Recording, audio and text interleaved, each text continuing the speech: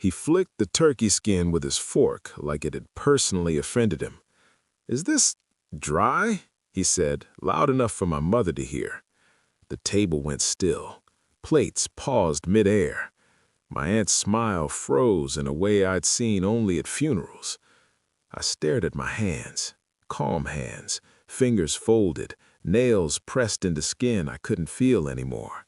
30 years old, sitting at my family's Thanksgiving table, rolling his eyes, pushing food around like a child waiting for nuggets and fries.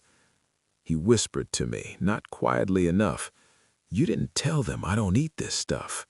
This stuff, as if tradition were a contaminant.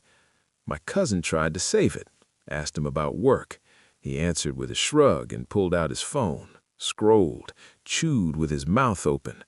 I watched my father's jaw tighten, my mother's eyes soften with embarrassment, for me. And in that moment, something split open inside my chest.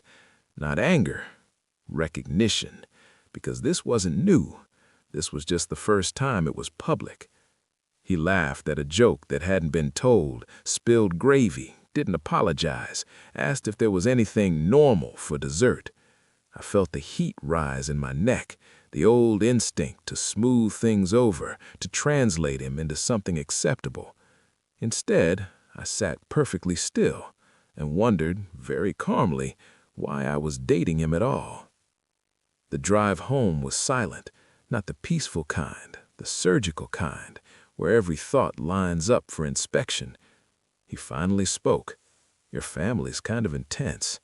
I didn't answer. He went on, defensive now. "I mean, who serves turkey like that? And your mom kept staring at me." She was staring at me, I thought, wondering where she went wrong. That night while he slept, mouth open, phone buzzing softly on the nightstand, I felt it again, that subtle itch, the one I'd learned not to ignore. He'd been distant for weeks, petty, easily annoyed, laughing at messages he wouldn't explain. Immaturity can be a mask, so can disrespect. I picked up his phone. No lock, of course. I didn't scroll wildly, I never do. I moved like a professional, calm, selective. There it was, a name I didn't recognize. No emojis, no context, just intimacy stripped bare. "Can't wait till you're free again." She still doesn't know? My breath stayed even. My hands didn't shake.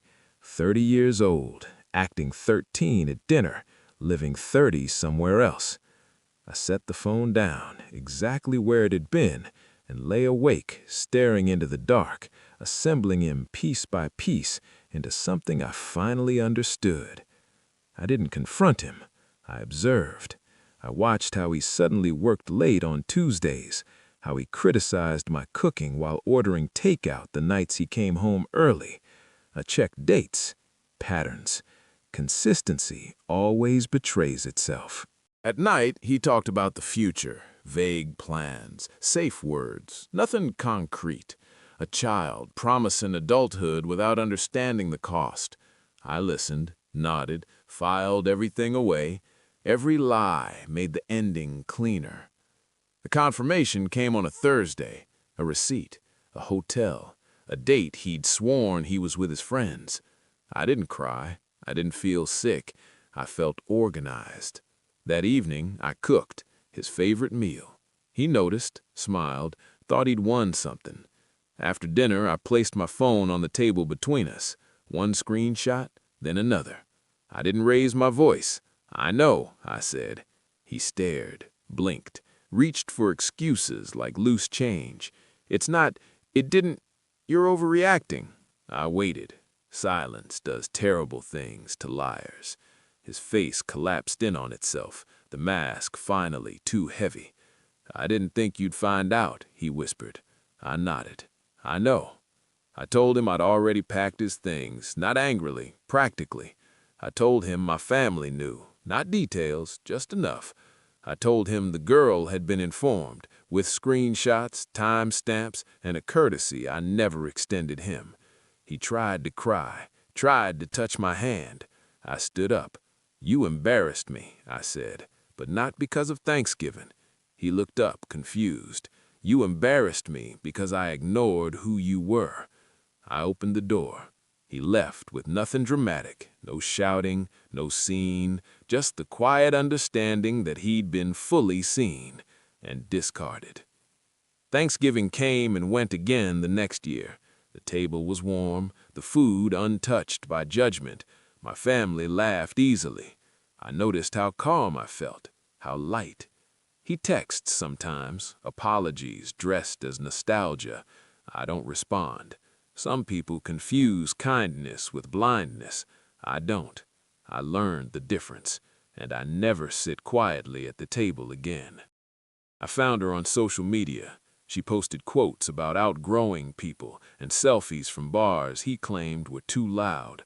I smiled at him more, asked fewer questions, played my role perfectly. Inside, I was cold, methodical. I requested phone records, quietly, verified locations, cross-referenced times. He noticed my calm and mistook it for ignorance. That was his final mistake.